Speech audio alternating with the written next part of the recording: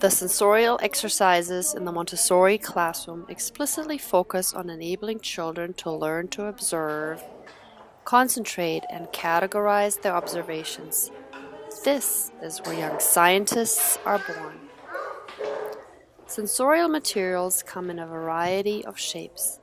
Each material isolates a certain quality. The red rods focus attention on length. The brown stare on width and height.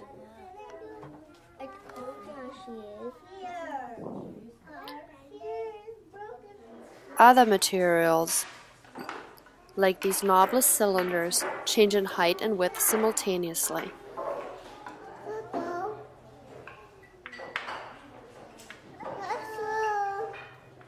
Notice the student's focus on placing the thinnest cylinder and her pleasure as she succeeds.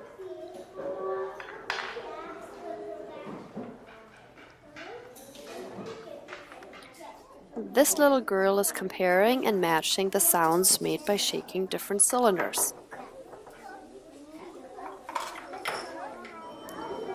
This girl is comparing musical tones and matching bells by the tones they produce.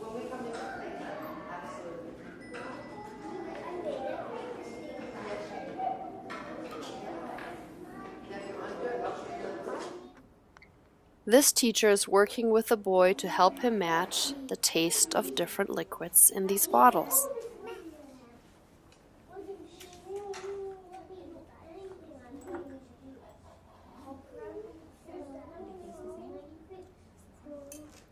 More advanced sensorial work introduces, for example, geometric shapes, such as here with the constructive triangles. And our toddlers start with simplified materials, such as, for example, these stacking cups.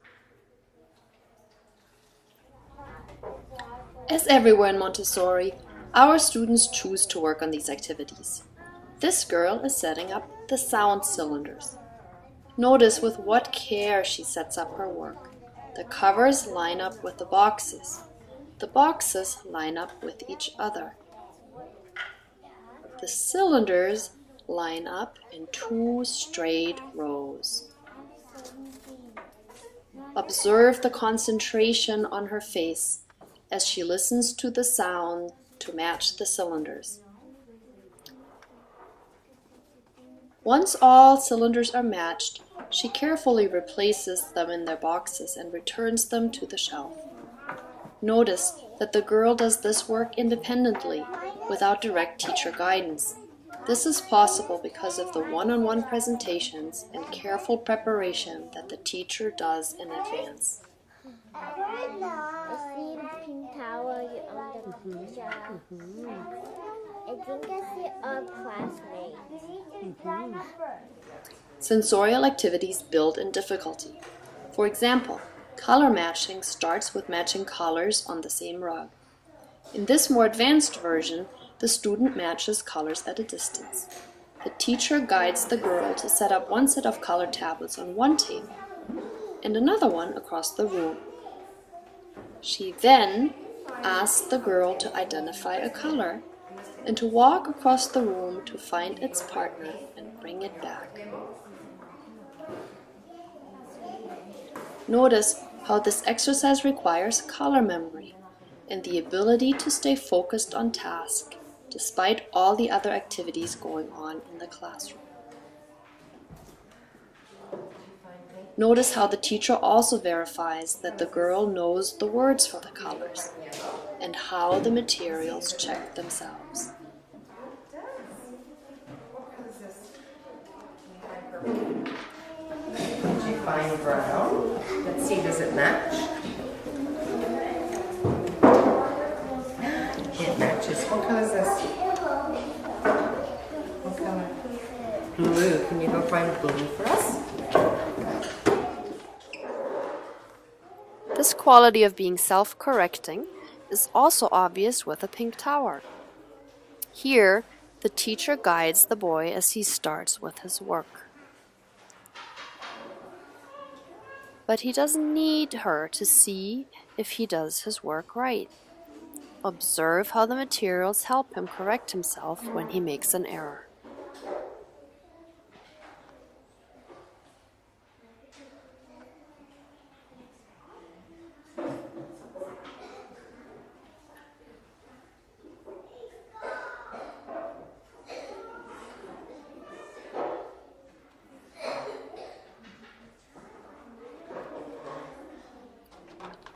The trinomial cube is one of the more complex sensorial materials.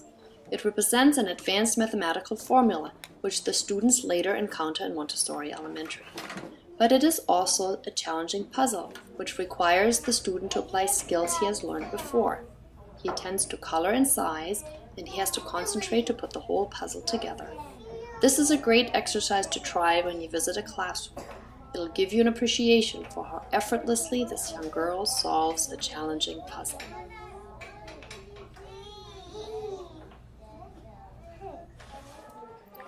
Through the sensorial exercises, the world opens up for our students. Their observational skills help them as they branch out and, for example, study geography by putting together puzzle maps of the world. Their skills in classifying and vocabulary help as they learn about biology. Their ability to listen closely and distinguish sounds is a foundational skill for learning written language.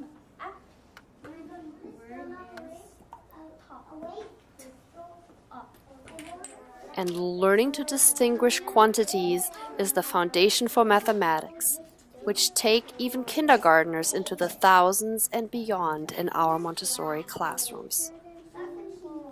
Thank you.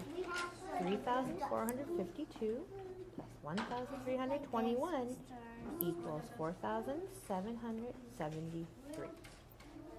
Just right. Sensorial materials may look simple on the shelves, but the skills they impart are truly wonderful. This is where young scientists are born.